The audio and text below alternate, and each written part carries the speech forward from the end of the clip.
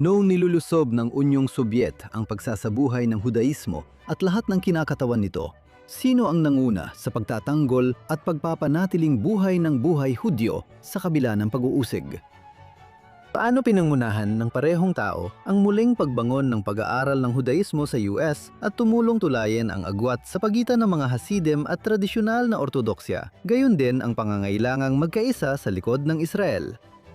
Ngayon sa Think Twice, susuriin natin ang kahalagahan ng buhay ng ika-6 na Lubavitcher. Rebe, isang personalidad noong ika-20 siglo na bagaman natabunan ng kanyang sumunod, ay mahalaga pa rin sa kasaysayan ng mga Hudyo, kasama ang may akda ng bagong talambuhay.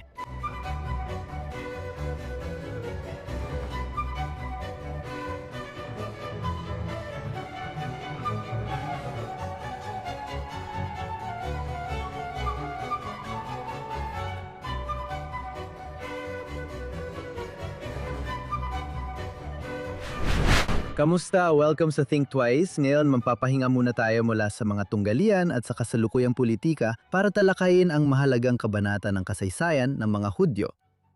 Kapag iniisip mo ang Chabad at ang kilusang Lubavitch at ang epekto nito sa mundo ng mga Hudyo, ang focus ay palaging nasa ika-7 Lubavitch Rebbe, Rabbi Menachem Mendel Schneerson. Ang karismatikong pinuno na nagdala ng kanyang kilusan sa kasikatan ay nag-iwan ng napakalaking yapak, kaya wala pang naitatalagang kahalili sa kanya. Hindi maiwasan, kaya't kakaunti ang naging pansin mula sa labas ng daigdig ng mga Hasidim sa lalaking sinundan niya, ang ika-6 na Rebbe, si Rabbi Yosef Yitzhak Schneerson. Kung gusto nating maintindihan hindi lang paano naging pandaigdigan ang maliit na Hasidic na samahan, kundi pati ang epekto nito sa mahahalagang pangyayari sa nakalipas na 100 taon. Dapat nating malaman pa ang tungkol sa naglatag ng pundasyon ng kahangahangang pag-unlad na iyon. Dagdag pa, ang kanyang buhay ay hindi lang kwento ng isang hinahangaang tao ng pananampalataya. Kwento ito ng paglaban ng mga Hudyo sa pang-aapi ng Soviet at pagpapanatili ng pananampalataya sa gitna ng digmaan ng Nazi para sa kanilang paglipol. Pati kung paano nagkaroon at patuloy na may impluensya ang maliit na sektang ito sa buhay ng mga Hudyo mula matapos ang ikalawang digmaang pandaigdig. Higit na malaki kaysa sa ipinahihiwatig ng kakaunti nitong bilang. Ikinagagalak naming makasama ngayon ang may akda ng bagong talambuhay ni Rabbi Schneerson. Si Rabbi David Eliezer ay miyembro ng kilusang Chabad Lubavitch at siya rin ang tagapagtatag, direktor at espiritual na pinuno ng North County Chabad Congregation Beth Meir HaKohen sa Yorba Linda, California. Si Rabbi Eliezer ay kinatawan ng Chabad sa mga pangunahing organisasyong Hudyo, miyembro ng lupo ng Jewish Federation and Family Services ng Orange County, California at miyembro ng Board of Governors ng Jewish Agency for Israel. Naipalatala na siya sa iba't ibang publikasyon at siya ang may akda ng 2 libro, ang 2015 na The Secret of Chabad at ang pinakabago niyang aklat, Undaunted, How the Sixth. Iniligtas ng Lubavitcher Rebbe ang mga Hudyo sa Russia, binigyan ng panibagong anyo ang Judaismo sa Amerika at nagpasimula ng pandaigdigang muling pagsigla ng mga Hudyo. Rabbi David Eliezer, welcome sa Think Twice. Matagal na akong tagahanga at malaking karangalan maging kalahok dito. Maraming salamat sa paglalaan ng oras para makasama kami ngayon. Nais kong tanungin kung bakit na yon, kaunti lang ang nakakaalam maliban sa mga Hasidim ng Chabad tungkol sa ika-6 na Rebbe. Ang pagsisikap ng ika-7 Rebbe ang nagdala sa Chabad bilang internasyonal na puwersa sa Hudaismo na nagbigay ng malaking paggalang kahit sa secular na Hudyo at magandang reputasyon sa kanyang kilusan. Tulad ng sinabi mo, sinusundan niya ang yapak ng naunang Rebbe at pinalalawak ang nagawa nito. Kuwentuhan mo kami ng kaunti patungkol sa kung sino ang taong ito. Ang naunang Rebbe ay kilalang kilala at lubos na naunawaan ng mga tao noong kanyang panahon. Halimbawa, pagbaba niya ng tren sa Chicago noong 1930, sinalubong siya ng 15,000 katao. At nagkaroon din siya ng katulad ng mga pagsalubong sa iba't ibang bahagi ng Estados Unidos tulad ng sa St. Louis, Baltimore at New York at iba pa. Sa palagay ko, dinala ni Rebbe ang Chabad mula sa pagiging Hasidic na komunidad tungo sa pagiging isang pandaigdigang puwersa pagkatapos ng digmaan. Alam mo, nagbibiro kami, pero sa tingin ko, maaari mong sabihin ng seryoso na ang Chabad na yon ang pinakamalaking organisasyong Hudyo sa buong mundo, lalo na kung titingnan mo ang ilang mga pag-aaral ng Pew dito sa Estados Unidos. Kaya ang malalaking nagawa ni Rebbe na ininspirasyon ng kanyang binan ang naunang Rebbe, sa tingin ko, kaya nalampasan siya ni Sodowick. Kilala siya sa Chabad community at kilala rin ng husto sa ibang bahagi ng Ortodoksya. Sa tingin ko, hindi talaga naintindihan ng mga tao ang buhay niya. Isa sa nagawa ng librong ito ay bigyang linaw ang kanyang malalaking nagawa. Salamat sa pagtutok sa Think Twice. Kung nakikinig ka man sa amin sa alinman sa mga podcast platform o nanonood ng live sa Facebook o X o sa JNS TV, paki-like at mag-subscribe sa JNS. I-click ang kampana para sa mga abiso at bigyan kami ng magagandang review. Maliban sa Think Twice, may Jonathan Tobin Daily Podcast din kung saan nagbabahagi ako ng balita at pagsusuri sa mahahalagang issue ngayon. Matatagpuan ninyo ang araw-araw na palabas sa pangalang Jonathan Tobin Daily sa JNS TV, saan man kayo nakikinig ng inyong mga podcast. At ngayon, balik tayo sa programa para sa araw na ito. Pag-usapos pa natin ng kaunti kung sino ang taong ito, ang ika-anim na Rebbe. Maaari mo ba kaming bigyan ng idea sa mundong kanyang kinalakihan kung paano ito halos nawala habang siya'y nabubuhay at ang mga pagpipiliang hinarap ng mga Hudyo noong huling bahagi ng ika-19 na siglo habang siya'y tumatanda? Ipinanganak siya noong 1880. At sa panahon ni Alexander ang ikatlo, pagkalipas lang ng 2 o 3 taon, nagkaroon ng pagpaslang sa Tsar na nagdulot ng matinding antisemitismo at malaking paglipat ng mga Hudyo mula Russia papuntang Estados Unidos. Sobrang laki talaga ng mga hamon noon sa mga tradisyonal na pamayanang Hudyo sa Russia. Ipinanganak siya bilang anak ng Lubavitch Rebbe na nauna sa kanya si Rabbi Shalom Dov Ber Schneerson, ang ika-5 Rebbe. Ipinanganak siya sa maliit na bayan ng Lubavitch, isang espiritual na oasis sa kanlurang Russia na ngayon ay 10 milya mula sa hangganan ng Belarus. Nananatili pa rin ang dating alindog nito. Para kang tumitingin sa maliit na bayan. Wala na ang putikang kalsada, pinalitan na ng aspalto. Napuntaan ko na yon, kaya alam kong may aspalto na ngayon. Kaya ipinanganak siya sa ganitong uri ng Hasidic na kapaligiran. Alam mo, sa panahong dumaranas ng matitinding pagsubok ang mga Hudyo sa Russia. Mula sa labas, matinding antisemitismo at imigrasyon. Mula sa loob, maraming kilusan na may sariling solusyon. Ang Haskalah, mga sekularista na gustong gawing mas Ruso at bukas sa mundo ang mga Hudyo, mga Sionista na nangangarap ng Estado ng Israel, mga sosyalista at mga komunista. Lahat ay nag-aagawan para sa puso ng mga Hudyo sa panahong ito. Ipinanganak siya sa panahong yon sa gitna ng matinding kaguluhan. Namuhay siya sa gitna ng matinding kaguluhan matapos bumagsak ang Tsar at mapunta sa ilalim ng komunismo. Nang mapatalsik mula Rusya, naghirap siya sa kanlurang Europa. Pagkatakas niya sa kanlurang Europa, nagtungo siya sa Amerika. Sa tingin ko, narito ang isang taong namuhay sa maraming magkaibang kapaligiran na may iba't ibang hamon at bawat isa ay kakaiba. Sa palagay ko, isa sa mga punto sa naunang bahagi ng libro mo ang talagang nakaakit sa akin. At habang ikinukwento mo ang kasaysayan ng mismong kilusan, pati na rin ang kanyang talambuhay, nabanggit mo na nilampasan ng riles ng tren ang Lubavitch. Sa isang banda, nakaka-interesting kwento yan na gusto kong marinig mula sa'yo. Pero dahil din, alam mo, ito ay isang lugar na parang nilalampasan lang ng kasaysayan. At gayon pa man, itong taong lumaki sa ganitong, alam mo na, malinaw na liblib na lugar, Ay sumampa sa pandaigdigang entablado pagkatapos noon. Hindi ko ito nakikitang liblib. Para sa akin, oasis ito ayon sa ikatlong Rebbe. Ang magkapatid na Polikov na mga kilalang dakilang tagapagtayo ng mga riles ng tren sa Rusya noong kalagitnaan ng ika-19 na siglo na may koneksyon sa Lubavitch. Dahil dito, nais kong gawing lugar ng espiritualidad ito. Hayaan na medyo malayo ang istasyon ng tren. Kaya ito ay nasa isang bayan na tinatawag na Rudnia. Siguro kung sakay ng karwahe, mga 10 milya ang layo. Nagmaneho ako doon sa kalsada, pero dati ay sumasakay sila ng karwahe papuntang Lubavitch. Gusto pa rin niyang mapanatili sa Lubavitch ang diwang. Kapag pumunta ka roon, dumarating ka sa isang lugar ng espiritualidad. Kahit ganon, dinarayo pa rin ng libu-libong bisita ang Lubavitch mula sa iba't ibang panig ng Rusya. Kaya kahit kailangan mong sumakay ng tren at pagkatapos ay karwahe o noong wala pang tren ay karwahe lang ang gamit, espiritual na meka pa rin ito para sa mga Hudyo sa Rusya. Halimbawa, sinasabi nilang ang ikatlong Rebbe ay may 600,000 tagasunod. Hindi ko sigurado sa eksaktong bilang, pero siguradong siya ang pinaka-maimpluwensyang rabbinical na personalidad sa Rusya noong kalagitnaan ng ika-19 na siglo. Nagpatuloy ito sa bawat Lubavitcher Rebbe, kaya naging lugar ito para sa mga Hudyo na muling mapuno ang kanilang espiritual na lakas. At isa pa, nakikisalamuha ito sa mundo, pero may kakaibang bagay sa bayang iyon at sa atmosfera. Kapag bumisita ka ron tulad ko nung nagsaliksik para sa aklat, mararamdaman mong kakaiba ang lugar na yon para sa mga naghahanap ng espiritualidad. At ngayon, nung siya ay nasa 30 ilang taong gulang, nagkaroon ng napakalaking sakuna ng unang digmaang pandaigdig. Madalas na itong nalilimutan ngayon dahil sa mas nakapahingilabot na mga pangyayaring sumunod para sa mga Hudyo sa Europa. Malaking sakuna rin para sa mga Hudyo sa silangang Europa ang unang digmaang pandaigdig.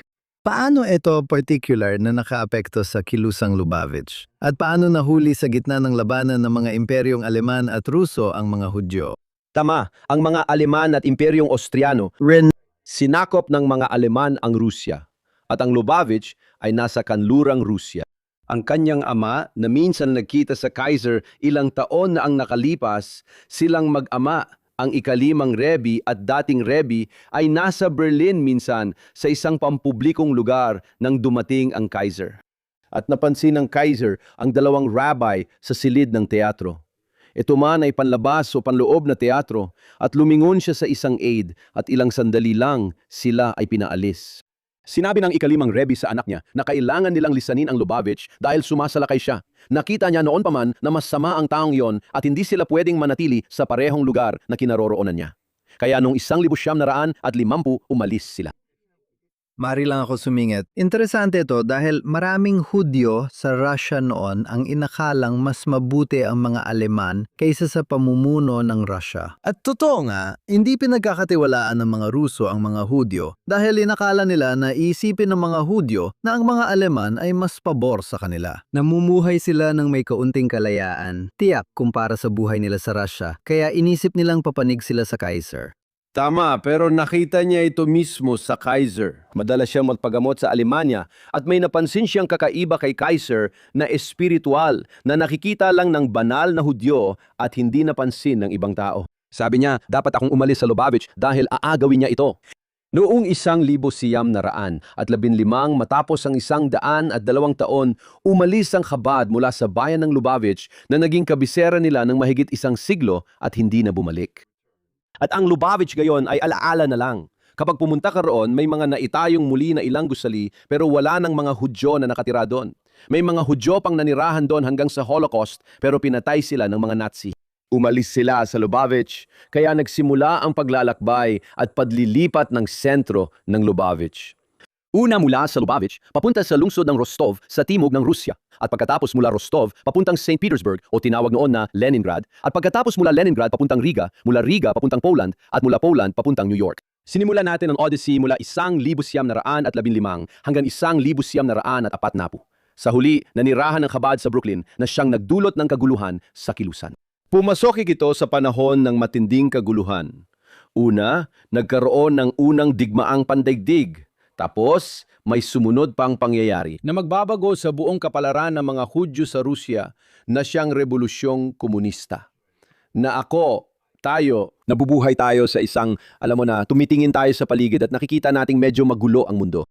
Pero sa tingin ko, mas kaunti ang kaguluhan na nararanasan natin kumpara sa kaguluhan ng mga tao noong panahong yon kung saan nawala ang kanilang mga pamilya, nawala ang kanilang mga tahanan, nawala ang kanilang kalayaan at bigla silang inilagay sa ibang-ibang pampulitikang kapaligiran. Sa tingin ko, kahit na may mga hamon tayong nakikita sa Judiyong pamayanan sa Amerika ngayon, naniniwala pa rin akong nasa ginintuang panahon pa rin ang Judiyong pamayanan sa Amerika. Kung ikukumpara, ang kawalang tatag na hinarap ng mga Hudyo sa silangang Europa. Ibig ko sabihin sila ay talagang nasa gitna ng putukan noong unang bigmaang pandaigdig. Na gaya ng sabi ko, hindi madalas na naalala. Pero pagkatapos, napagit na sila sa putukan ng Rebolusyong Ruso at mga pogrom mula sa puti at pula na wala silang pinapanigan sa alinman. Walang nag-isip na kakampi nila ang mga Hudyo. Iyan ang nagtulak sa akin sa tanong, ang kudeta ng Bolshevik noong 1917 at 17 at padlika ng Unyong Sobyet ay mahalagang punto sa kasaysayan ng Europa noong ika-20 siglo at sakuna para sa mga Ruso. Pero mas naging sakuna ito para sa mga Hudyo. Mari mo bang ikwento sa amin kung paano tinrato ng mga Sobyet ang mga Hudyo, lalo na sa unang dekada pagkatapos ng unang digmaang pandaigdig? At ano ang Yevsektia at paano ito gumana? Ang komunismo ay tunay na takila-kilabot at kamangha-mangha. Noon, bago ang Rebolusyong Komunista, ang mga Hudyo ay pinapayagang manirahan lang sa Pale of Settlement sa Rusya. Bawal silang pumasok sa kolehiyo at limitado ang kalayaan at katatagan sa ekonomiya. Isa sa mga ginawa ng Rebolusyong Komunista, kahit sa opisyal na antas man lang, ay alisin ang lahat ng restriksyon laban sa mga Hudyo, kaya malaya silang tumira, mag-aral o magtrabaho saan man nila gusto. Marami sa mga lider ng Partido Komunista ay Hudyo dahil nakita nila ito bilang pag-asa laban sa mapanupil na Tsar. Sa kabilang banda, ang kapalit nito ay kailangan nilang alisin ang relihiyon, hindi lang Hudaismo. Nakipaglaban din sila laban sa Kristyanismo. Kakatwa, natatakot silang labanan ang mga Muslim dahil marami sila. Napaka-interesante nito. Sila ang lumikha nito, tila pamilyar ito sa mga tao ng ika-21 siglo. Natatakot na tayong lumaban sa immoralidad. Kapag may karahasan o ekstremismong pampolitika sa Muslim na komunidad, takot tayong tutulan ito. Natakot din ang mga komunista, kaya nagtayo sila ng Kristiyanong organisasyon ng komunista para usigin ang mga relihiyosong Kristiyano sa Rusya, lalo na ang simbahang Russian Orthodox. Nagtayo rin sila ng Yevsektia, seksyong Hudyo ng Partido Komunista, at karamihan sa mga pinuno ay galing sa relihiyosong pamilya. At isinagawa nila ang digmaan laban sa Judaismo sa Rusya upang wasakin ito. Sinara nila ang lahat ng paaralang Hudyo at gumawa ng sariling paaralang Hudyo na nagtuturo sa Yiddish at kay Karl Marx, hindi kay Moises. Sinubukan nilang patigilin hanggat kaya nila ang lahat ng mga pinunong panrelihiyon at ipagkait sa mga Hudyo ang karapatang mamuhay bilang relihiyosong mga Hudyo. At ito ang naglatag ng pundasyon para sa marahil isa sa pinakamahalagang laban sa buhay ng dating Rebe kung saan ang lahat ng dakilang pinunong rabiniko ay umalis ng Rusya at siya ay nanatili. May paninindigan para sa kapakanan ng bawat Hudyo sa bansa at upang labanan ang mga komunista. Ngayon, sabihin mo sa amin kung paano lumaban si Rebe at gaano naging matagumpay ang kanyang pagtatanggol sa Judaismo noong ito'y nasa panganib. Hindi katulad ng mga sumunod na dekada, alam mo, para sa aming mga lumaki na. Nung kilusan, para sa mga Hudyo sa Soviet, ang mga Hudyo sa Unyong Sobyet ay halos nakahiwalay at walang suporta mula sa mga Hudyo sa ibang bansa. Lalo na ang napakarami sa kanila na nasa kaliwa at sumusuporta sa mga Soviet o kahit papaano ay naniniwala na mas mabuti sila kaysa sa mga naunang Tsar. Kaya bakit tayo dapat makialam? Ang ginawa niya ay kumilos siya sa pampublikong antas. Nagtatag siya ng komite ng mga rabbi na siyang naging pampublikong muka ng Hudaismo sa Rusya. At higit pa ron, noong 1924, pinili niya ang Siyam sa kanyang pinakamalalapit na Hasidim at gumawa sila ng tinatawag sa Hebreo na Chesas Bris, na isang tipan hanggang kamatayan upang panatilihing buhay ang Hudaismo sa Rusya. Ngayon, marami sa mga individual na ito, ang ilan sa kanila ay umalis. Alam mo, may isang lumang biro sa mga Hasidim. Numaki ako sa yeshiva, kasama ang matatandang Hasidim na napunta sa Siberia. Sabi nila, kung 2 taon ka lang sa Siberia, karaniwang mitzvah lang yon. Pero kung 10 taon, tunay na mitzvah na yan. Bumuo sila ng lihim na network sa Russia para magpatakbo ng mga paaralang Hudyo, sinagoga, estrukturang pangkomunidad, mikvahs, at magbigay ng pinansyal na suporta upang mapanatili ang buhay Hudyo roon. Ngayon, malinaw na hindi ito umabot sa lahat ng Hudyo sa Russia. Nagawa nitong lumikan ng patuloy na sistemang edukasyon. Minsan nakarinig ako ng kamangha-manghang talumpati. Noong 1900 at 94 dumalo ako sa paggunita kay Lubavitch Rebbe sa Tel Aviv, 30 araw matapos siyang pumanaw. Pangunahing tagapagsalita si Yitzhak Shamir, dating punong ministro ng Israel. Tumayo siya at sinabi na no 1,950 ako ay nasa Mossad ng Israel at nagpasya kaming kontakin ang mga Hudyo sa Russia. Nadiskubre naming may lihim na network sa bawat lungsod at bayan sa Russia na pinamumunuan ng Lubavitcher Rebbe sa New York. Ang network na yon ay umabot hanggang bumagsak ang Unyong Sobyet. Ngayon, 70% ng buhay Hudyo sa Ukraine, Russia at sa buong dating Unyong Sobyet ay pinamumunuan ng Chabad dahil sa palaging umiiral nilang lihim na network. Dumaan ito sa tagumpay at kabiguan at sa huli ay naging muling pagsilang ng buhay.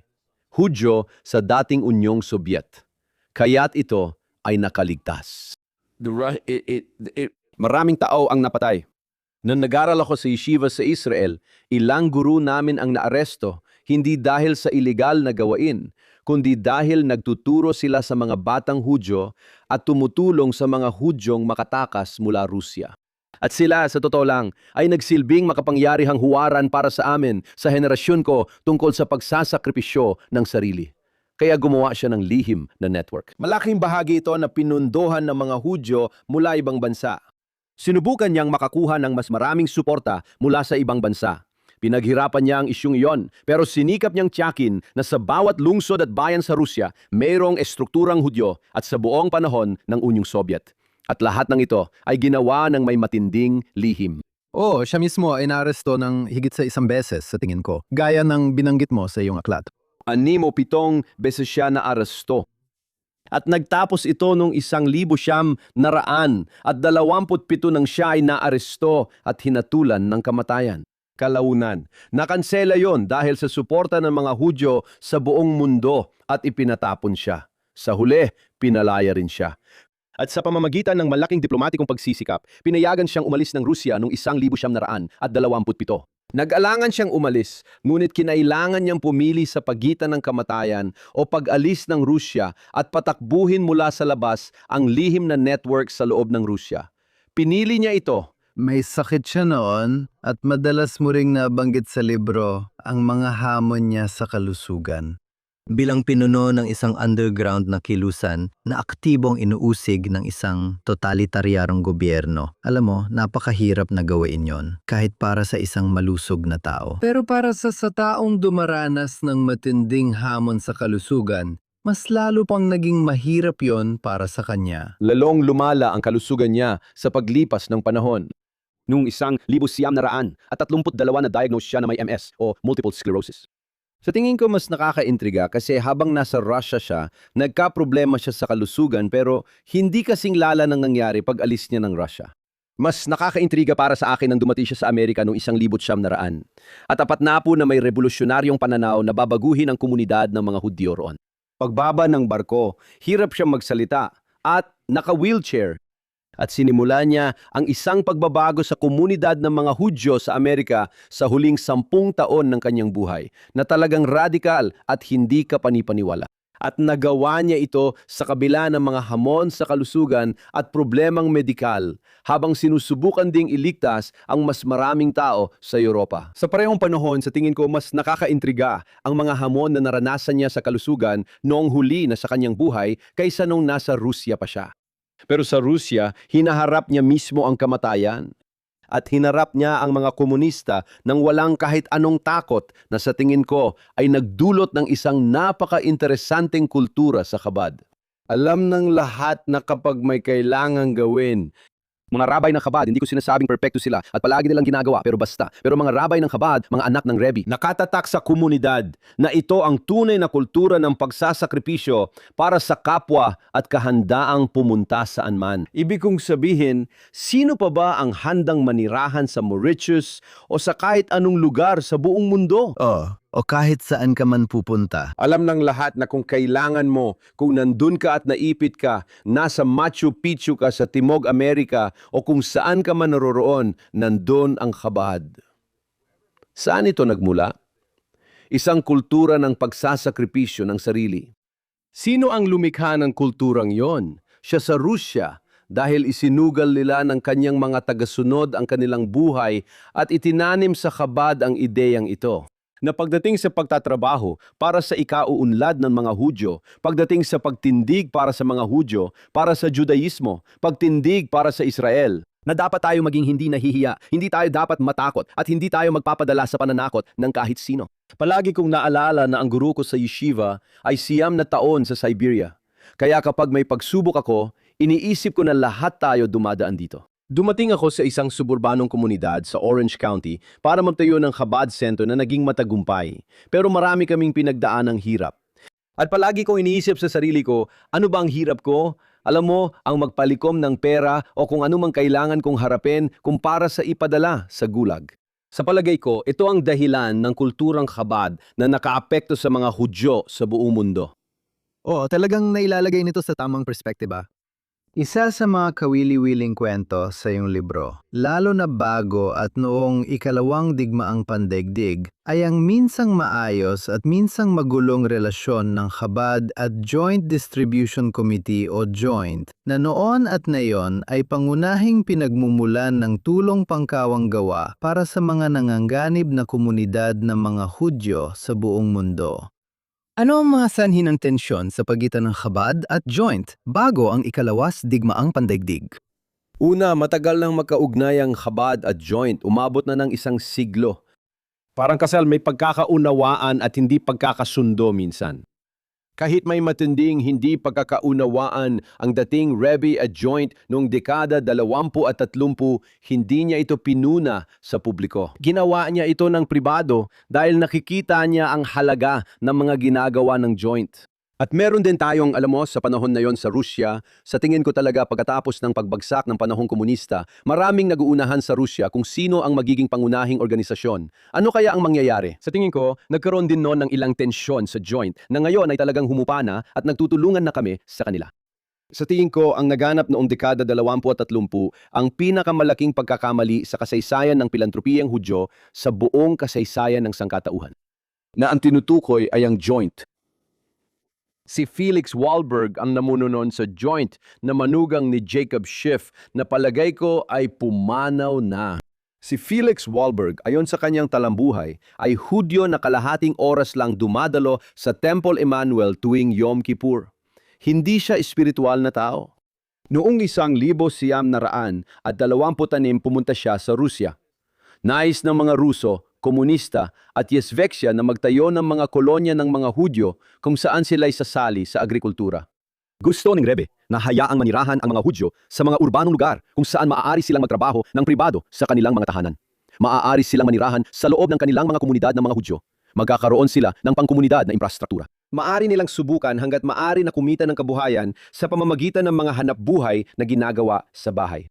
At sila at ang nangyari ay, itong Titan ng Wall Street ang nangguna sa Joint para makipag-partner sa mga komunista. At mula noong 1900, naraan 24 o kalagitnaan ng dekada 20, hanggang 1937, naglagay sila, alam mo, sa halaga ngayon, $250 milyong sa agrikulturang ito. Nakasama nila ang mga komunista sa pagtatayo ng mga pamayanang agrikultural ng mga Hudyo. Pagdating mo roon, walang sinagoga, paaralan o estruktura ng komunidad, sinusubukan nilang gawing mabubuting komunista ang mga Hudyo. At nagtapos ito ng masama dahil noong 1937 si Stalin na tinalikuran ng lahat ay tinalikuran din ang JDC at may 200 manggagawa ng JDC sa Rusya at sila ay ipinatapon, pinatay o ikinulong. Kaya't itinago nila ito sa Amerika para hindi masira ang reputasyon nila. Alam mo ba kung ano nangyari sa mga tao natin? Para sa akin, nakakagulat ito dahil hindi ko malilimutan ang mga namatay sa terorismo sa Mumbai na yumanig sa amin. Dito pa, nawala ng Joint ng 200 tao at itinago pa nila. Ngayon, nangyari ito. Talagang nakakagulat na kwento. At dumating siya sa Amerika noong 1929, 1930. Ang pangunahing layunin niya ay makipag-ugnayan sa mga pinuno ng Joint sa Europa na labis siyang nirerespeto. Ayon sa ulat para sa mga pinuno sa Amerika, si Rebbe lang ang nakakaalam kung paano makapasok ang mga bagay sa Russia, pera, organisasyon at lohistika. Siya ang may kakayahan at gumagawa nito. Kung gusto mo matulungan ang Hudyo sa Russia, ibigay mo ang pera kay Rebbe sa Riga, Latvia. Makakarating yon sa Russia at magkakapera ang tao sa ilang buwan. Gayunpaman, kumbinsido si Wahlberg na tama ang ginagawa niya. Nakapunta siya sa Russia noong 1926. Nakita niya ang mga baryo, Wahlberg 6 at 7, kung saan nakatayo ang mga tao kasama ang gamit sa pagsasaka. Niloko nila ang tao. Talagang mga Potemkin na baryo. Mga baryo ng Tatanka. At sa huli, napaka-interesante, may isang pahayagan. Hindi ko alam kung naalala mo ito. Naalala ko nung bata pa ako, tinatawag itong Soviet Heimland. Isa itong pahayagang propaganda ng Soviet. Noong 1950, isinulat niya na patay na ang mga kolonya ng mga Hudyo at nabigo ito. Kaya gumastos ang joint ng $250 milyong sa nabigong eksperimento. Sa kabilang panig, Isang kapat na bilyong dolyar noong dekada 20 at 30. O noong dekada 1900 at 20 mas, maraming pera kaysa. Paano nangyari yun? isang kapat na bilyon pa rin yan ngayon. Pero nung may 1,000 Hasidim na tumakas mula Russia matapos ang digmaan, sino ang tumulong sa Chabad at tumulong sa kanilang makapanirahan at makalipat sa iba't ibang panig ng mundo? Ang joint ang tumulong. Nung nagsimula ang Chabad ng mga paaralan sa Morocco, noong 1,950 na umabot 10,000 estudyante, pangunahing katuwang nila ang joint. Sa iba pang gawain, ganun din. Kahit may malalim na di pagkakasundo ang Rebbe sa kanila, hindi niya ito ipinapahayag sa publiko. Palagi itong pribado dahil ayaw niya. Lagi niyang sinasabi, ang joint ay gumagawa ng mabuti. Hindi siya sang-ayon kay Wahlberg. At si Wahlberg, na nagmula sa isang napaka-secular na pananaw, ay tiningnan ng Rebbe ng may matinding paghamak. Mayroon tayong mga liham mula kay Wahlberg. Hindi ko siya pinagkakatiwalaan, alam mo yon? At hindi pa nga siya naniniwala na mayroong anti-Semitismo sa Russia. Nakakagulat talaga ang pananaw ng mga pinuno ng joint sa Amerika tungkol sa realidad sa Russia. Hindi lang siya ang nagpunta sa Russia at akalang nakita na ang hinaharap. Ito na ang hinaharap. At alam mo, pero and but ganito ang nangyari. Sa tingin ko, isa itong madilim na kabanata sa joint na kalaunay na itala ng historiador ng joint. Wala pa akong nakikitang memorial para sa lahat ng napatay. Pero nung panahon ding yon, ang relasyon sa Chabad pagkatapos ng digmaan, sa Morocco at iba pa at ngayon sa joint, alam mo, kami ang pinakamalaking tagapagtaguyod ng buhay Hudyo sa dating Soviet Union. May mga sentro ang joint, mas kaunti na ito kumpara noong 20-30 taon na ang nakalipas, pero gumagawa pa rin ng maraming mahalagang gawain. At sa marami sa mga komunidad na ito, nakikipagtulungan kami sa joint at nagtatrabaho ng magkasama sa kanila. Para itong mahabang relasyon, parang pamilya, isang mishpaha. Hindi kami nagkaayos ng ilang taon, tapos naging maganda ang samahan, at ngayon sinusubukan ulit magkasundo. Iyon ang ibig kong sabihin, pero may aral dito para sa mga pilantropong Hudyo na dapat nilang pag-isipan kung saan nila ilalagay ang pera nila. Ngayon, malinaw na may pagkiling laban sa Chabad. Ngunit hindi lahat sa Jewish na komunidad, lalo na ang mas secular, ay gustong suportahan kami kahit madalas kami ang pangunahing puwersa sa buhay ng mga Hudyo. Tingnan ang buhay ng mga Hudyo sa campus ngayon. Hindi ka panipaniwala ang tagumpay ng Chabad. Tingnan mo, pumunta ka sa Ukraine. 2 beses na ako nakapunta doon mula nang magsimula ang digmaan. Malaki ang suporta ng Jewish Federations sa aming trabaho sa Ukraine. Napapansin na ng mga tao na tayo ang pangunahing manlalaro sa ganitong sitwasyon. Kaya may kaunting pagkailang pa rin sa ilang Hudyo sa mas liberal na bahagi ng kanilang komunidad at naunawaan ko ito. Maring hindi nila gusto ang ating mga pagpapahalaga at ideolohiya, pero dapat nilang pag-isipan ito at sabihing gusto naming matapos ang trabaho. Ang Chabad ba talaga ang grupong angkop para sa trabahong yon? At iyon ang Sa tingin ko, patuloy pa rin nating nilalabanan ang ilang ganoong pagkiling sa ilang bahagi ng mundong Hudyo. nakaka-relate ako sa karaniwang kwento ng mga Hudyo at tiyak na napaka-interesante nito. Sikat na kwento ng mga Hudyo, wala namang bago. Tama. Ngayon, ituloy natin ang kwento ng Rebbe matapos umalis ang ika-6 na Rebbe sa Russia. Nanatili siya sa Europa noong dekada 30 kahit bumisita siya sa Estados Unidos. Bumisita rin siya, alam mo, sa tinatawag noon na Palestina. Ngunit habang ang dalawang totalitaryang kilusan, komunismo at natsismo, ay unti-unting pinatindi ang kanilang pang-aapi sa mga Hudyo. Ano ang mga layunin niya noon? At anong uri ng tagumpay ang nakuha niya sa muling pagbuhay ng Judaismo sa panahong iyon sa Polonia, na bago ang Holocaust ay tahanan ng milyon-milyong Hudyo? Ito ang pinakamalaking sentro ng buhay ng mga Hudyo sa mundo. Tama, walang duda. Ngunit tingnan mo, pagdating niya sa Polonia, hindi niya sinunod ang agenda ng ibang bahagi ng Haredi na mundo. Kalyado ang mundo ng Haredi sa politika ng Gush Emanim. Ang Chabad ay palaging may paninindigan na huwag makisangkot sa politika kahit kailan. At mula Polonya, ginagawa niya ang lahat para matulungan ang mga Hudyo sa mundo. Nagpapadala siya ng mga sugo sa South Africa, Australia at iba pang bansa para palakasin ang buhay ng mga Hudyo. O nakakatuwa na pagdating niya sa Polonya, kakaunti lang ang sumusunod sa kanya. Nagtatag siya ng network ng yeshiva na nung 1,930 ay may isang yeshiva na may 50 o 100 estudyante. Pagsapit ng 1,930 may 11 yeshiva na siya na may halos 1,500 estudyante. Talagang pinatatag niya ang Chabad sa loob ng Polonya. Minsan, nagkakaroon siya ng hindi pagkakaunawaan sa ibang leaders sa komunidad na mas haredi dahil hindi siya sumasama sa kanila sa politika na hanggang ngayon ay ramdam pa rin. Ang Chabad lang ang malaking relihiyosong grupo sa Israel na walang partidong pampolitika. Ang mga Chabad Hasidim ay bumoboto ayon sa gusto nila. May nakakatawa akong sasabihin sa iyo. Taon-taon naglalabas sila ng talaan ng boto kada bayan sa Israel. May bayan ng Chabad na tinatawag na Tzfat Chabad. Lagi talagang may isang bumoboto para sa makakaliwang partidong Meretz doon.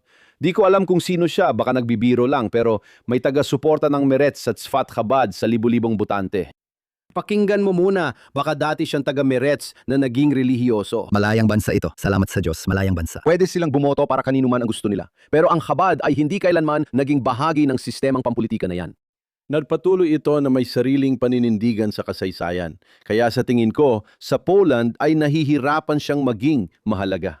Hindi rin siya sang-ayon sa ilang lider relihiyon doon. Kasabay nito, nakikipag-ugnayan siya sa mga komunidad ng Hudyo sa mundo, nangangalap ng pondo at nag-oorganisa ng lihim na sistema sa Russia. Nagpapadala siya ng mga sugo, gaya ng sinabi ko, sa South Africa, Australia at iba pang mga lugar upang makipag-ugnayan sa mga komunidad ng Hudyo roon. Nagtagal siya ng 1 taon sa Amerika at nagbago ang pananaw niya sa mga Hudyo roon dahil noon maraming Orthodox ang turing sa Amerika bilang Treifa Medina o hindi kosher na bansa. Huwag kang pumunta doon, hihina ang Judaismo mo. Bumalik ang Rebbe mula Amerika matapos halos 1 taon. Dala ang malaking optimismo para sa mga Hudyo roon. Pakiramdam niya ay may dalisay silang espiritu at bukas sa espiritualidad. Nararamdaman niya ang malaking pag-asa para sa mga Hudyo sa Amerika. Sa araw ng pag-alis niya sa Pantalan, sinabi niyang magiging dakilang sentro ng pag-aaral ng mga Hudyo ang Amerika at taglay niya ang pag-asang ito. Sa pagitan ng dalawang digmaan, naging panahon ito ng pagbabago para sa Chabad. Ngunit nanatili siya sa Polonya dahil pakiramdam niyang dapat niyang alagaan ang mga Hudyo sa Rusya. Mas lalalim ang ugnayan mo at lalago ang komunidad ng Chabad sa gitnang Europa, silangang Europa at Polonya. May hinaharap ang tradisyong Hasidic sa mundong yon. Tama. Ngayon, ang Holocaust ay kilala bilang isang natatanging trahedya para sa mga Hudyo. Pero ano ang naging epekto nito sa Chabad? Na kahit nakatakas si Rebbe, isang kwento ring ikinwento mo, karamihan sa kanyang mga pinuno at rabay, pati ibang Hudyo sa Europa, ay naipit pa rin sa imperyong Nazi. At pagkatapos, alam mo, ikwento mo naman sa amin ng kaunti kung anong naging papel ng Chabad at ni Rebbe. Sa halos hindi naging matagumpay, bahagyang naging matagumpay na mga pagsisikap sa Estados Unidos na magtaas ng kamalayan para sa pagsagip sa mga Hudyo. Hayaan mo muna, tingin ko, interesante ring idagdag kung paano siya nailigtas parang pang Hollywood na pelikula. Pero duda akong gagawa ang Hollywood ng pelikula tungkol sa ginawa ng isang relihiyosong rabbi. Sa kakaibang uri ng Hollywood, oo. Ibang uri ng Hollywood. Gayunpaman, noong maliit pa ang Chabad dito sa Amerika, kakaunti lang ang aktivista. Kahit paano, nakuha nila ang pansin ng White House. Numapit ang gobyerno ng Amerika sa gobyerno ng Alemanya noong Setyembre o Oktubre 1939 at sinabi iligtas ang rabing ito. Nagpadala sila ng mga sundalong Aleman sa Warsaw para hanapin siya. At gusto rin ng mga Aleman na gawin ito dahil iniisip nila, alam mo yon, kung masaya ang Amerika sa atin, baka, alam mo, sa digmaan, hindi natin alam kung ano ang mangyayari. Hindi ko nga alam kung alam nila kung nasaan na ang digmaan. Oo, tandaan na ng masakop ang Poland, neutral pa ang Estados Unidos, at sumali lang sila sa digmaan makalipas ang 2 taon. Hindi pa sumasali ang Amerika sa digmaan. Hanggang 2 taon pa ang lumipas. Kaya sa puntong ito, tama, iniisip ng Alemanya na kung gagawa tayo ng pabor para sa mga Amerikano, hindi sila, neutral pa rin sila sa puntong ito. kaya natuklasan nila kung nasaan siya. At siya ay ipinadala noong katapusan ng Disyembre, 1939, ipinadala siya sa Riga. At mula sa Riga, pumunta siya sa Estados Unidos. Pagdating niya sa Estados Unidos, agad niyang ginawa ang lahat para iligtas ang mga estudyante ng kanyang mga yeshiva. Hinikayat niya ang maraming miyembro ng Chabad sa Poland na lumikas patungong Lithuania na noon ay neutral na bansa.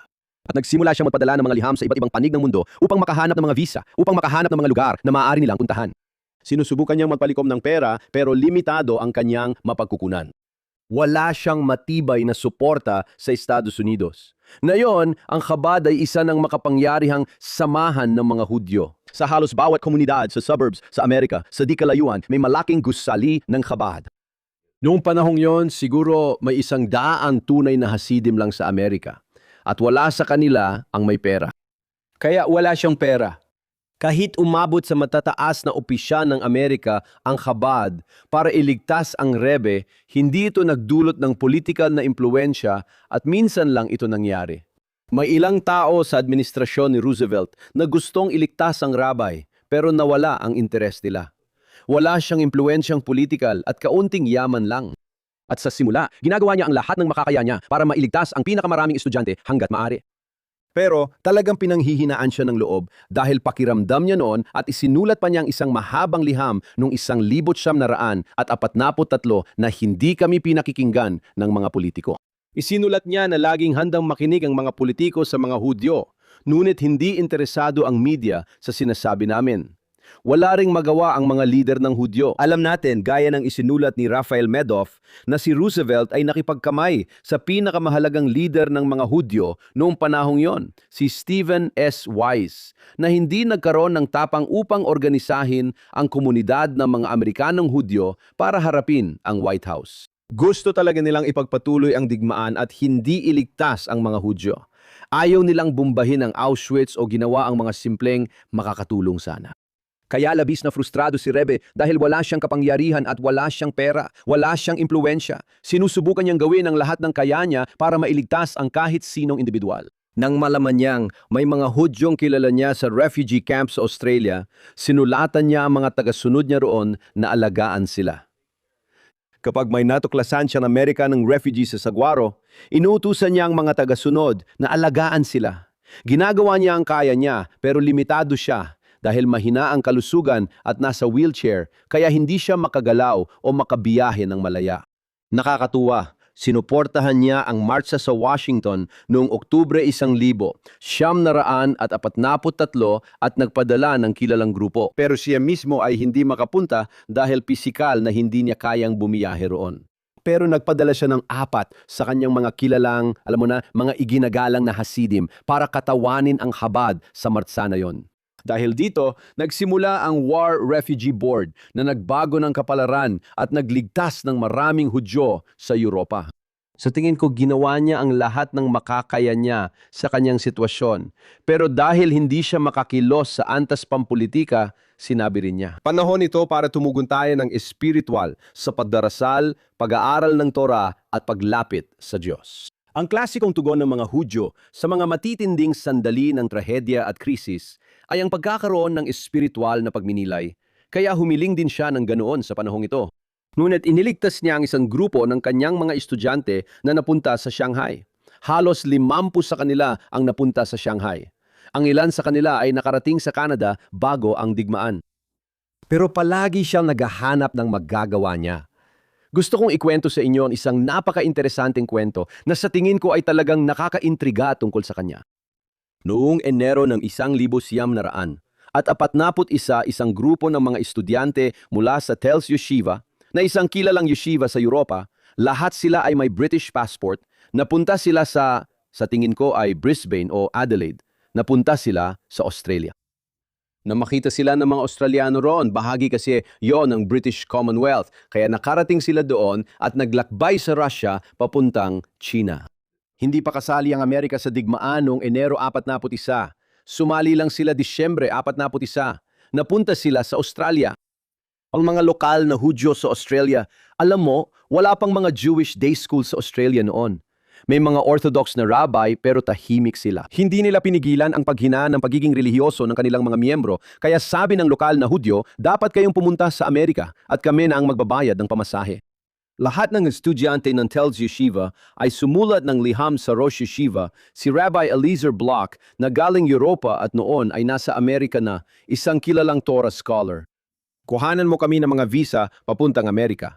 Nakuha nila ang visa at pumunta sa Cleveland kung saan itinayo muli ang Telz Yeshiva na naroon pa rin ngayon. Isa sa grupo ay estudyante ng Chabad. Ang pangalan niya ay Chaim Gutnick mula sa pamilyang Chabad. Sumulat siya ng liham sa Rebbe sa Brooklyn at humiling ng visa. Nagpadala ang Rebbe ng mensahe sa kanya. Noong Enero ng 41, sinabi niyang may mga refugee na darating sa Australia pagkatapos ng digmaan. Kailangan mong manatili roon para magtatad ng sentro ng Torah, magturo tungkol sa Diyos at palakasin ang Judaismo. Sa puntong yon, pinakamalakas si Hitler sa Europa. Hindi pa talaga tinutulungan ni Roosevelt si Churchill gaya ng inaasahan. Lumalaban ang Inglaterra sa Blitz at ayon sa Rebbe, may mga refugee na pupunta sa Australia matapos ang digmaan. At kung pupunta ka sa Australia na yon, isa sa mga pinakakilalang pamilyang rabbinical, ang pinuno ng rabbinical court, ang pinuno ng kashrus, sa lahat ng dako ay ang pamilya Gutnick na naging isa sa mga pinakakilala, siya ay naging isa sa mga pinaka sa kanyang panahon, isa sa mga pinakakilalang rabbi sa Australia. Patuloy din dinadala ng kanyang mga anak, apo at apo sa tuhod ang pamana hanggang ngayon. Ito ang pananaw ng isang Rebbe na nakita niya hindi lang ang nangyayari noon, kundi pati ang mangyayari sa hinaharap. Kaya itinaguyod niya ito ngayon. Ngayon, 80% ng rabbi sa Australia ay Chabad rabbi sa mga sinagoga. Malayo na narating niya at maraming magandang nangyari. Siya nga pala, maraming magagandang bagay. Kamusta? Sa Estados Unidos, ayon sa libro mo, nagpasya si Rebbe na gumawa ng kakaibang bagay. Hindi para makibagay-gaya ng ibang Orthodox o Hasidic na grupo, kundi upang ipalaganap ang pilosopiya ng Chabad at palawakin ang edukasyong Hudyo. Kaiba sa iba na ang iniisip ay, alam mo na, dahil sa uso ng secular na mga Hudyo, kailangan lang nating protektahan ang sarili nating maliit na komunidad. Hindi natin kayang abutin ng iba. Bakit niya pinili yon? Ano ang naging reaksyon nun ng karamihan sa mundong Hudyo? Una, maraming Hudyo, lalo na ang mga secular, ay inakalang wala siyang halaga. Inisip ng Orthodox na Hudyo na nabubuhay siya sa pantasya. Pagbaba niya ng barko, sinabi niyang, ang Amerika ay nist-anders, hindi naiiba. Mabubuhay at uulad ang Hudaismo sa bansang ito, katulad ng nangyari sa Europa. 2 kabanata ang inilaan mo para sa pahayag na yan. Tama, mahalaga ang pahayag na yan. Ginawa niya ito sa 5 taon ng digmaan at pagkatapos nito, parehong mahalaga ang mga ito. At ang ginawa niya ay binago niya ang paraan ng tradisyonal na Hudaismo sa Amerika, mula sa depensa patungo sa opensa. Hindi siya basta uupo at maghihintay na ikaw ang lalapit. Kaya ang una niyang malaking inisyatiba ay sa pagitan ng 1,940 at 1,950 ayon kay Professor Sarna, na marahil ay pinakakilalang historiador ng mga Hudyo sa Amerika. Professor Jonathan Sarna. Ayon kay Jonathan, may 72 paaralang pang-araw ng mga Hudyo ang itatag. 1/4 sa mga iyon ay itinatag ng Rebbe at karamihan ay sa unang 5 taon ng digmaan. Sabi niya, kailangang baguhin ang Hudaismo sa Amerika at ang pangunahing paraan ay edukasyong Hudyo. Ginawa niya sa Amerika ang tulad ng ginawa niya sa Rusya dahil pareho lang ang argumento niya laban sa Orthodox na mundo roon. Nang dumating ang komunismo, umalis ang mga dakilang leader ng yeshiva tulad na Reb Israel Salanter, Hafetz Chaim, Reb Aaron Kotler at iba pa kasama ang kanilang mga yeshiva. Sabi nila, umalis na tayo sa Rusya, pumunta sa Poland o Lithuania at buhayin ang Judaismo. Ilan sa kanila ay pumunta sa Amerika bago at habang nagaganap ang digmaan para muling likhain ang modelo ng Hudaismong parangkuta na umiiral pa rin na yon. Pumunta ka sa Lakewood, New Jersey, isang kahanga-hangang tagumpay.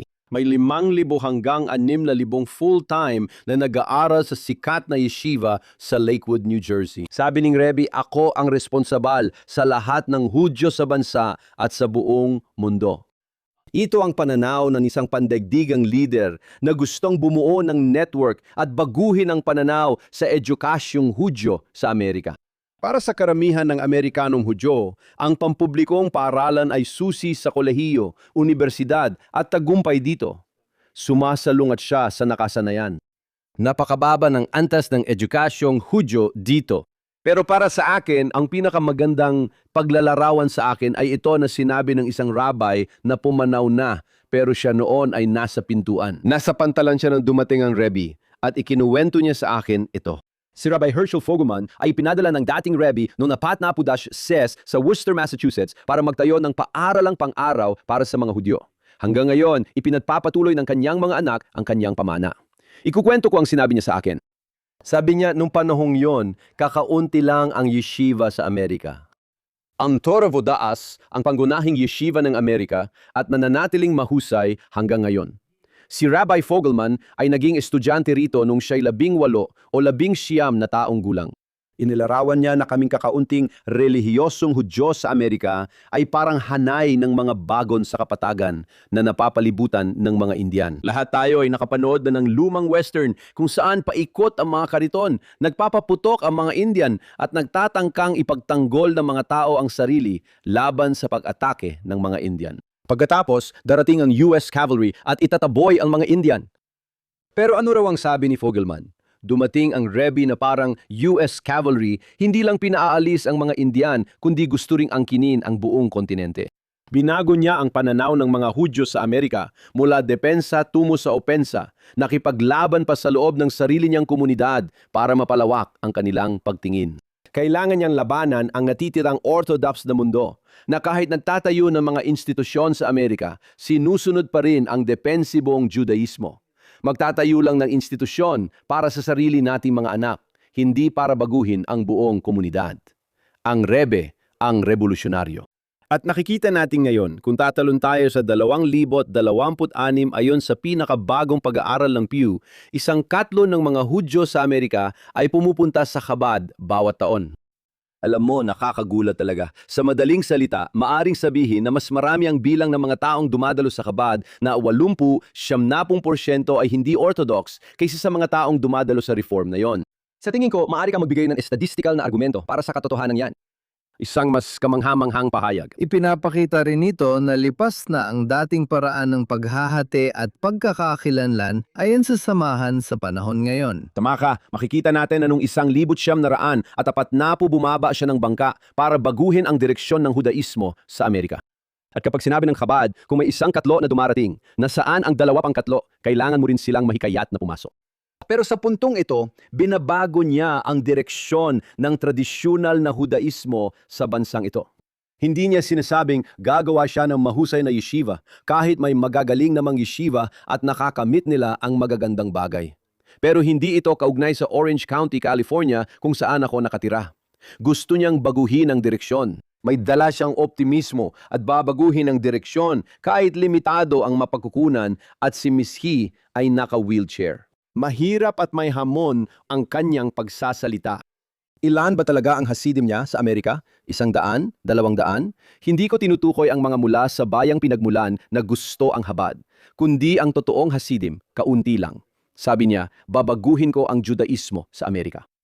Ngayon, pag tiningnan natin ang hinaharap matapos ang 80 o 70 taon, makikita natin ang epekto ng mga desisyong iyon dahil ipinagpatuloy ng Rebbe ang tungkulin na imiabot sa kanya ng kanyang binan, ang dating Rebbe. Dinala niya iyon pasulong sa malikhaing paraan. Pero sa maraming aspeto, kinuha lang niya ang ideya ng kanyang biyenan at pinalawak, pinalakas at binago ang kapalaran ng mga Hudyo. Mahalaga yan at naging turning point sa kasaysayan ng mga Hudyo sa Amerika. Ngayon, isa sa mga pangunahing pagkakaiba ng Chabad at ng iba pang mga Orthodox na kilusan ay ang relasyon nito sa Sionismo. Ang Chabad ay isang kilusan na gaya ng isinulat mo ay may napakatibay na ugnayan sa lupain ng Israel bago pa man maitayo ang Estado ng Israel. Tulad na iba pang tumutol sa Sionismo, bago 1,948 tutol din ang Chabad sa mga secular na Hudyo na gustong baguhin ang pagkakakilanlan ng mga Hudyo sa Israel at tinatanggihan ang pananampalataya at tradisyon. Pagkatapos ng 1,948, nagdesisyon si Rebe ukol sa estado ng Israel na iba sa pinili ng ilan sa relihiyosong komunidad. Ano ang ginawa niya at ano ang nagtulak sa kanya para gawin ang desisyong yon? Una, Upang maunawaan ang pinagmulan. Ang Chabad, tulad ng ibang relihiyosong grupo sa Rusya, ay naniniwalang ang pundasyon ng pagkakakilanlan ng mga Hudyo ay ang Torah, hindi secular na nasyonalismo. Kaya may dahilan na yon ang pagtutol sa Sionismo. May isang interesanteng kwento. Ang unang grupong Sionista sa Rusya ay tinawag na Bilu, Bet Yaakov Lechu Venucha. Ang bahay ni Yakob, tayo lumabas. Si Reb Shmuel, ang ika-4 na Rebe, ay namatay noong 1883. Sinabi niya na tungkol sa Bilu, ganito ang sabi ng talata sa Torah. Ang bahay ni Jacob, tayo lumabas sa liwanag ng Diyos. Sabi niya, kung nadagdag ang huling 2 linya, sana sumama ako papuntang Eretz Israel. Kaya ang pagtatalo ay tungkol sa pinakapuso ng usapan, tungkol sa likas ng pagkakakilanlan ng mga Hudyo, at kung ano ang mga pundasyon ng pagkakakilanlan ng mga Hudyo. At ang Sionismo at sa maraming aspeto, iyon ang layunin nito, na baguhin ang pananaw ng mga Hudyo sa kanilang sarili na mayroon tayong bansa at mayroon tayong estado. Hindi na natin kailangan ang Hudaismo at hindi na natin kailangan ang Torah. Gayunpaman, may 3 reaksyon sa pagkakatatag ng Estado noong 1947 at 1948. Kailangan nating maintindihan kung ano ang mga ito. Sabi ng mundo ng Haredi, alam mo ba? May masama tayong relasyon sa Sionismo sa nakalipas na 70 hanggang 80 taon.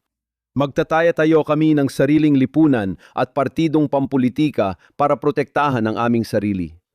Hindi talaga namin sinusuportahan ang pagpasok sa hukbo. Ayaw naming maging aktibong bahagi ng lipunang Israeli at tatanggapin ang pagiging hiwalay.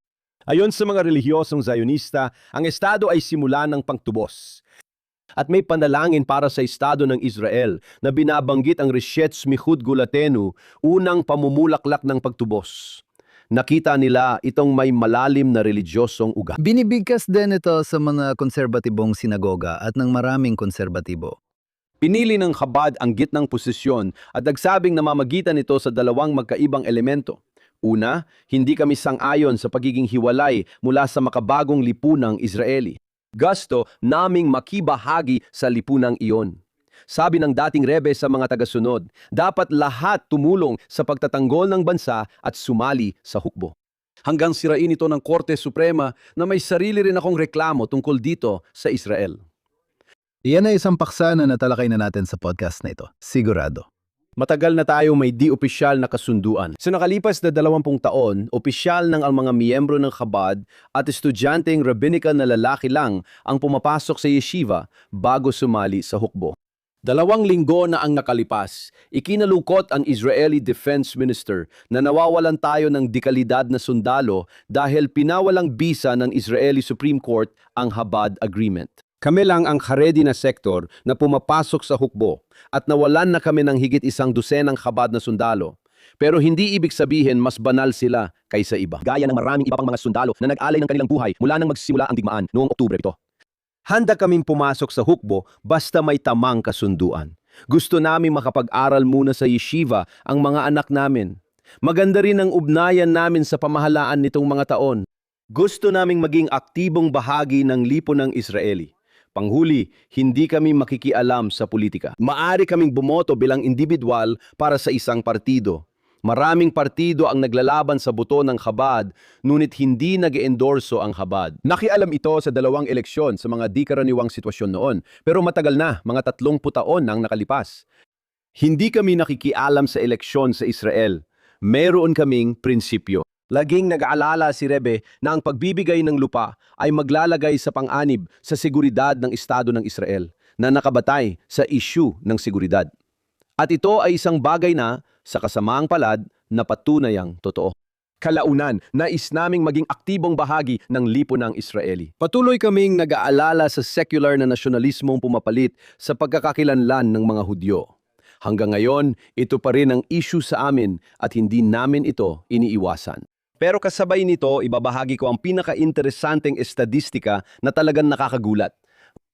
Ang Federasyon ng mga Hudyo sa Hilagang Amerika ay naglabas ng pag-aaral 1 taon na ang nakalipas tungkol sa Sionismo at sa Amerikanong komunidad ng Hudyo, ngunit hindi lahat ay inilatala. Narito ang mga resulta. Sa kilusang reforma, 32% ang nagsabing sila ay Sionista. Sa konserbatibo, ito ay 55%. Sa ortodokso, ito ay 65%. Sa Chabad, karamihan ng mga hindi relihiyosong at hindi ortodoksong Hudyo na dumadalo rito, 82% ang nagsasabing sila ay Zionista. Nang inilabas ang pag-aaral, kasama ko ang grupo ng Amerikanong leader ng mga Hudyo at tinanong ko, ano ang pinagkaiba namin sa inyo?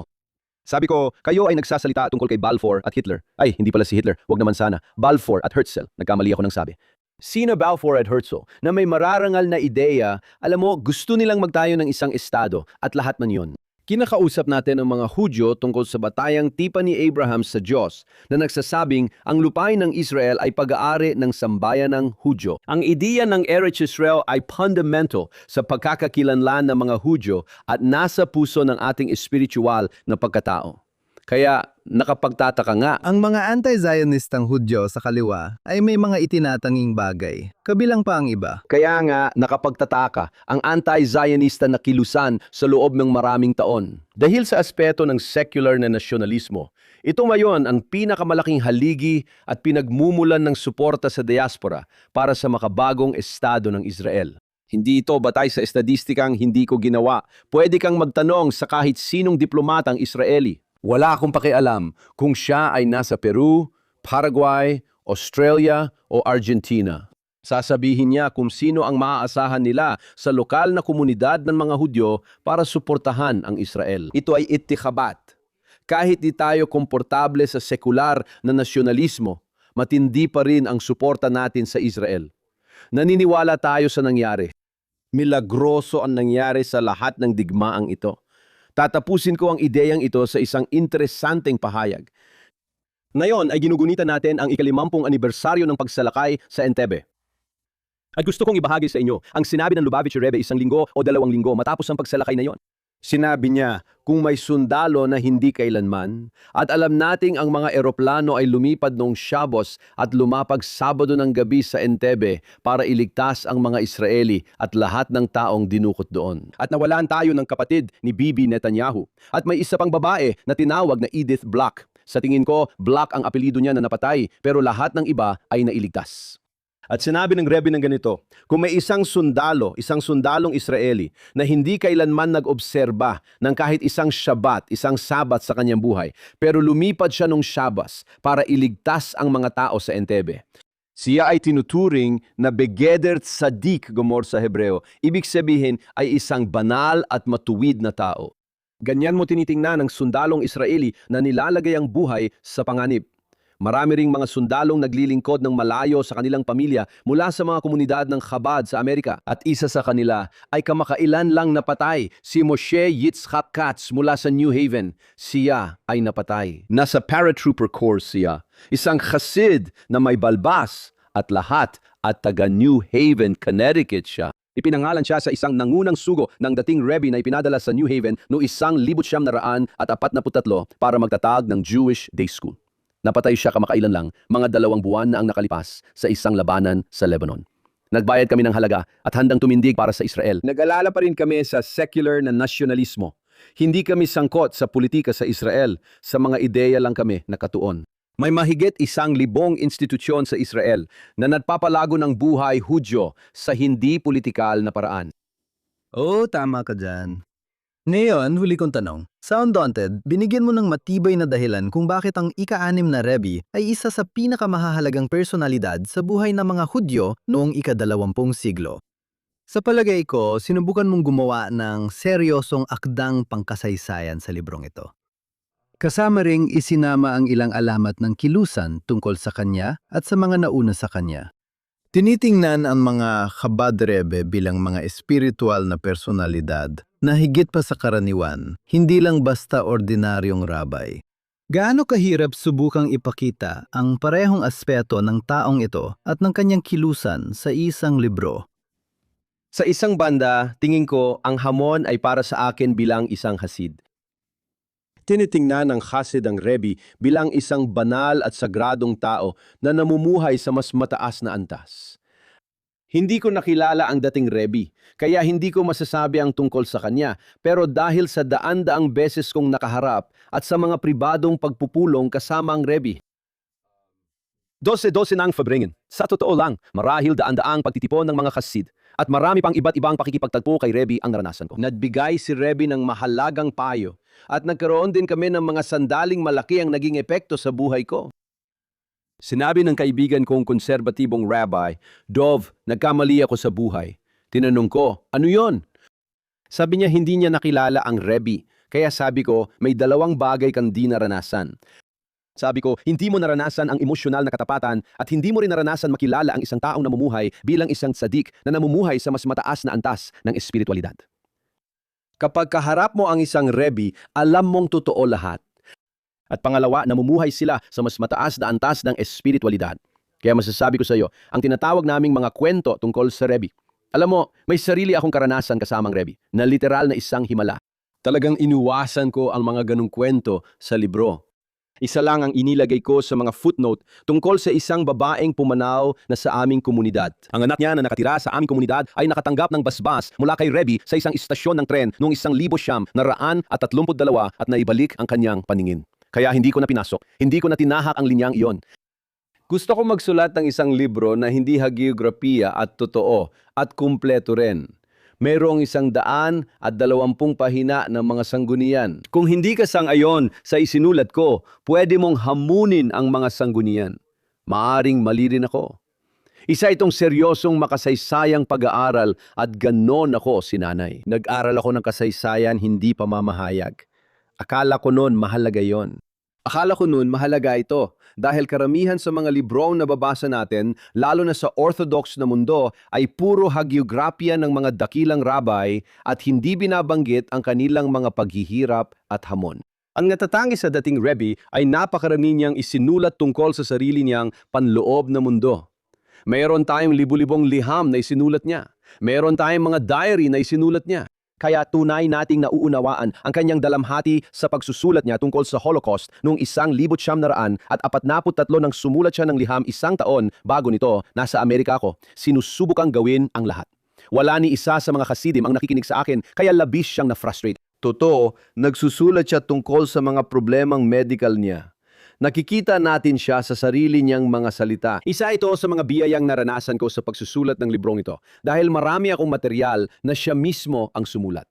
Sana naisulat ko ito 25 o 30 taon ang nakalipas para mas marami sana akong nakilalang mas malapit sa kanya. Nahirapan ako kasi ayokong magsulat ng librong puro papuri at magagandang kwento lang. Madalas kasing ibenta ang mga kwento ng mga dakilang rabbi na parang noong bata pa lang sila, alam na agad nila ang Mishnah at Talmud. 12 pa lang sila at hindi raw sila nakaranas ng kahit anong paghihirap sa buhay nila. Hindi yon totoo. Ayoko ng ganoong kapaligiran, kaya mainstream Jewish publisher na Koren, Magid, division ng Koren, ang nakuha ko, na noon ay hindi ko nakuha. Gusto ko talagang maranasan ang kalayaan. Ngayon, nagulat ako na ang Chabad ay isang komunidad na marunong magpuna sa sarili, malaya mag-isip, at pinapahalagahan ang pagiging individual. Salamat sa Diyos, may mga puna akong natanggap. Baka may ilang detalye akong nagkamali pero maganda pa rin ang pagtanggap sa libro. At talagang nagulat ako doon. Sa tingin ko, dahil si Rebbe ay napakabukas tungkol sa sarili niya at dahil napaka-interesante ng paksa, at higit pa doon, sinubukan kong bigyan ito ng makasaysayang konteksto. Hindi lang tinitingnan ng mga nagawa niya, kundi inilalagay din ito sa makasaysayang konteksto ng mga nagawa ng iba. Kadalasan, kapag nagsusulat ng kasaysayan ng marami, lalo na sa Orthodox na mundo, pananaw lang nila ang nakikitang tama. At nakikikita kong mahalaga rin ang mga nagawa ng iba.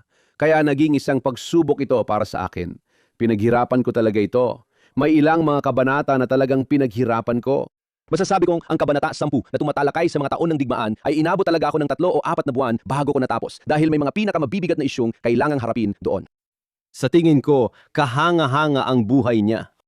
Makikita natin kung paano siya at naniniwala akong totoo ang nakasulat sa pabalat na siya ay nagligtas. Ang mga Hudyo sa Rusya at sa Unyong Sobyet. Dahil ang Judaismo sa Rusya at sa dating Unyong Sobyet na yon ay halos yaong dating palihim na umiiral at kalaunay lumantad sa publiko. Binago niya ang takbo ng Judaismo sa Amerika. Sa mga huling taon ng buhay niya na isinulat ko sa huling kabanata, gumawa siya ng revolusyonaryong bagay. Nung sa huling bahagi ng 1946 at nung 1947, 1,000 Habad Hasidim ang tumakas mula Rusya gamit peking Polish passport. Hindi ito pelikula sa Hollywood, kundi para talagang serye sa Netflix. Hindi nila gagawin ito dahil hindi nila ugali ang gumawa ng mabuti. Ngayon, tumakas sila mula sa Rusya. Ngayon, 25 o 30 taon nang nabuhay ang mga tao sa ilalim ng komunistang paniniil at pagod na sila. Ang kapatid at pinsan ko, pati ako, ay napunta sa Siberia. Pero para bigyan kayo ng ideya kung ano ang pananaw ng Rebbe tungkol dito, may isang lalaki na tinatawag na Semak Garevich. 5 taon siyang nakakulong sa pitang Sobyet. Tumakas siya kasama ang kanyang pamilya mula sa Rusya. Pagdating niya sa Alemanya, napunta siya sa DP camp. Sinubukan niyang pumunta sa Amerika, pero sa Cuba siya nakarating noong 1949 dahil hindi siya nabigyan ng American visa. Sumulat siya sa tiyuhin niyang sekretaryo ng Rebbe sa Amerika at humiling na iparating sa Rebbe ang kailangan niyang tulong sa visa. Nagpadala ang Rebbe ng isang maikling sulat bilang tugon. Bakit nagmamadali si Semak papunta rito? Ang dami pang kailangan gawin sa Cuba. Isang rabbi mula Santiago, hindi Chabad ang nagpadala ng liham kay Semak at pinapapunta siya roon para magtayo ng paaralang Hudyo. Tanong niya, bakit ka pupunta sa Amerika? May mga Hudyo tayo sa Cuba bago pa kay Castro. Kailangan sila alagaan. 5 taon siyang nagtagal sa Siberia. Mag-isa siya roon, kasama lang ang asawa at mga anak niya. Siya lang ang tanging Hasid sa Cuba. Anong ginagawa mo para baguhin ang Judaismo doon? Sa huli, matapos gawin ang lahat, nagpadala siya ng mensahe kay Semak na plywood din na siyang pumunta. At pumunta siya sa Amerika. Pero kinuha niya ang mga Hasidim na lumabas mula sa matinding depresyon sa Soviet at ang mga nag-aaral para maging rabbi na nakaligtas sa Shanghai. At sinabi niya sa kanila, sige mga kaibigan, mga lalaki at babae, kayo, gusto kong hikayatin kayong pumunta sa Australia. Pumunta kayo sa Pransya, London at sa bagong bayan ng Chabad sa Israel. Siya, kung titingnan mo at iikot ka sa mundo ngayon at makita mo kung ano ang Chabad ngayon sa Pransya, nakalahati ng mga rabbi sa Pransya ay mga Chabad rabbi. Kung pupunta ka sa Inglaterra o Australia, kung saan na yon ang Chabad, walang duda, alam mo, walang puporsyento ng mga rabbi sa lahat ng sinagoga ay mga Chabad rabbi, pati na rin ang mga paaralan. Ito ang pinakamalaking organisasyon sa South America. Sa lahat ng lugar na ito, siya ang nagtatanim ng kinabukasan sa pagpapadala ng kanyang pinakamalalapit na Hasidim. Pagod silang lahat. Dumaan na sila sa komunismo. Hindi sila ganong interesado dito. Nakikipaglaban siya, hindi lahat nakikinig at nais niyang baguhin ang pamayanang Hudyo sa buong mundo.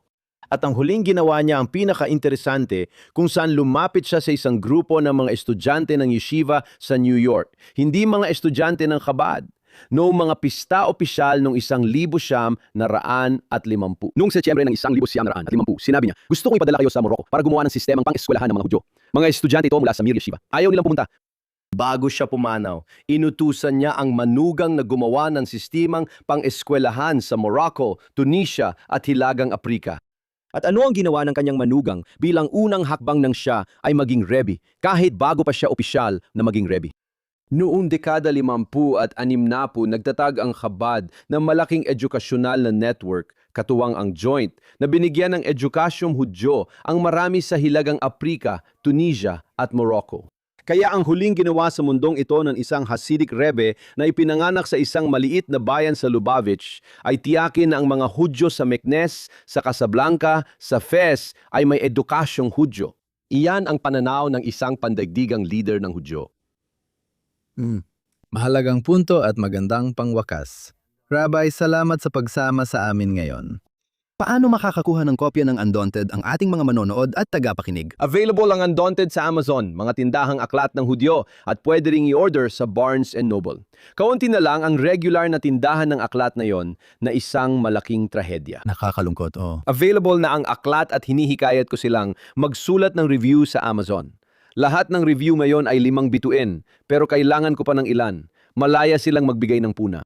Sa tingin ko, mahalaga ang kwentong ito dahil tinuturo nito ang pagtindig para sa prinsipyo at ang ating kakayahan. Pinalakas ng Rebbe ang mga tao upang maging tagapagbago. Naniniwala siyang kaya ng kanyang mga Hasidim gumawa ng magagandang bagay. At sa tingin ko, itinuturo nito sa ating lahat ang ideya ng personal na responsibilidad at na tayong lahat ay may kakayahang gumawa ng pagbabago dito sa mundo. Ang gusto lang niya ay kaya nating baguhin ang kapalaran ng mga Hudyo. Binago niya ang kapalarang Hudyo noong ika-20 siglo. Naniniwala akong itutuloy iyon ng kanyang mga Hasidim.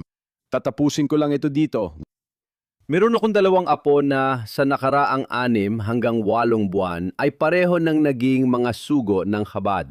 Isa sa San Francisco, nagtatrabaho siya sa mga batang profesional na Hudyo. Ang isa pa ay sa Budapest. Pinakasala niya ang isang taga-Budapest na may parehong trabaho. At ang totoo, ang bagong henerasyong mga batang rabay ng Chabad na nasa mga unang taon pa lamang ng kanilang edad, 20. Ang mga Rebbetzin na laging magkasama bilang magkapareha ay nagpapatuloy sa misyong ito. Na sinimulan ng dating Rebbe, na ipinagpatuloy ng Rebbe sa susunod na henerasyon. Sa tingin ko ay tunay na patunay ng mga ideal na itinuro sa atin ng dating Rebbe at ng Rebbe. Tungkol sa pagsasakripisyo, pag-aalaga, malasakit, responsibilidad bilang Hudyo, pagmamahal sa kapwang Hudyo, at ang pagtuturo ng Torah na may pagmamahal sa susunod na henerasyon. Kung saan maaari nilang magpasya, gawin ang desisyong iyon na kumonekta sa kanilang tradisyon at pamana upang ipagpatuloy ito. Ang dami nating kabataang gustong ipagpatuloy ang idealismong sinimulan ng dating Rebbe at ipinagpatuloy ng Rebbe ay patunay sa kahangahangang pamana na iniwan nila sa atin. Sa tingin ko, lahat tayo ay maaring magsabi ng amen dyan. Ano pa ba ang masasabi ko sa'yo? Mga po, isa sa Budapest at isa sa San Francisco. Oh siya, mazel tov sa kanilang nagawa. Inirerekomenda ko ang librong ito bilang mahalagang bahagi ng kasaysayang Hudyo at inspirasyon sa susunod na henerasyon ayon sa Rabay. Nagpapasalmer din kami sa aming mga manonood. Huwag kalimutang subaybayan araw-araw ang Jonathan Tobin Daily Edition sa inyong paboritong podcast platform. At kung nakikinig man kayo sa amin sa alinman sa mga yon o nanonood ng live sa Facebook o X o sa JNS YouTube channel, paki-like at mag-subscribe sa JNS. I-click ang kampanilya para sa mga abiso at bigyan kami ng magagandang review. Manyaring sumulat sa amin sa Think Twice at thinkwise@jns.org at ipaalam sa amin kung saan kayo nakikinig o nanonood ng palabas at kung ano ang inyong opinyon tungkol dito. Tandaan, laging magbasa at mag-isip para sa sarili mo. Magkikita tayo ulit sa susunod na linggo.